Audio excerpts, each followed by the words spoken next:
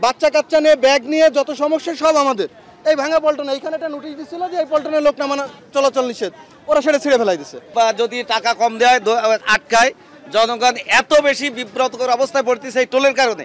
এই toll camera দেখে ভোগান্তির কথা জানাতে আসেন খুলনার রূপসা ঘাট পার হওয়া যাত্রীরা। দিনের পর দিন ঘাটের পারাপারে ভোগান্তি এখন চরমে পৌঁছেছে।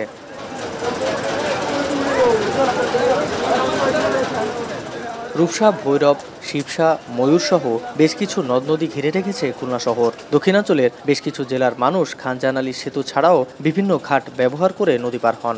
এর মধ্যে সবচেয়ে বেশি পার হন রূপসা ঘাট দিয়ে। প্রতিদিন এই ঘাট ব্যবহার করেন প্রায় 50,000 মানুষ। ঘাটের অব্যবস্থাপনায় হতাশ স্থানীয়রা। ঘাটের দুপাশে রয়েছে দুটি পল্টন। কিছুদিন আগে পল্টন পরিবর্তন করলেও উঁচু হওয়ায় পারাপারের সমস্যায় পড়ছে মানুষ। প্রায়ই ঘটছে দুর্ঘটনা। পল্টনে ওঠার গ্যাংওয়ের অবস্থাও বেশ খারাপ। অব্যবস্থাপনা আর এই যে মানুষের সাথে দুর্ব্যবহার, এগুলো আসলে নেওয়ার মতো না। আমরা এর একটা প্রতিকর সমাধান চাই। করে যে অ্যাক্সিডেন্ট করে লোক মারাও যেতে পারে, অনেক কিছু হইতে পারে। এই যে ব্রিজটা দেখতেছেন, এই যে ব্রিজটা দেখেন কি অবস্থা। গণ অভ্যুত্থানের পর রূপসা ঘাট পারাপারে দিতে হয় বাড়তি টাকা। টাকা না দিলে হেনস্থার শিকারও হতে হয়। এই ঘাটের ঠিক পাশেই রয়েছে জেলখানা ঘাট।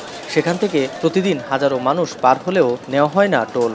কোনো প্রকার সংস্কার ছাড়াই বেশি হারে টোল আদায় অনুচিত বলে মনে করছেন অনেকেই। তবে অনিয়মের কথা অস্বীকার করছে টোল আদায়কারীরা। আগে তো 1 টাকা, এখন 2 টাকা নেই। এটাই মানুষের বিরক্ত। যাতায়াতে সামান্য 1-2 টাকার জন্য এই যে ঝামেলা, এটা তো সম্পূর্ণ অবৈধ।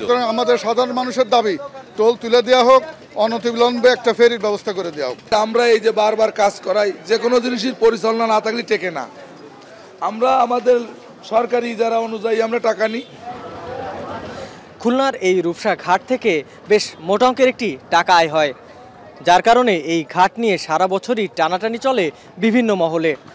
এখান থেকে কোটি টাকা ভাগাভাগিরও অভিযোগ রয়েছে।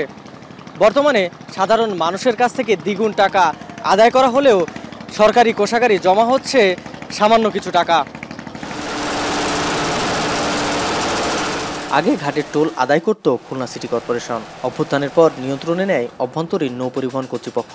সেপ্টেম্বর থেকে খাস ডাকের মাধ্যমে জনপ্রতি 2 টাকা করে টোল আদায়ে রাজস্ব আদায় দ্বিগুণ হওয়ার কথা থাকলেও ঘটছে উল্টো। গত 1 বছরে সংস্থার কোষাগারে জমা হয়েছে মাত্র 25,08,000 টাকা।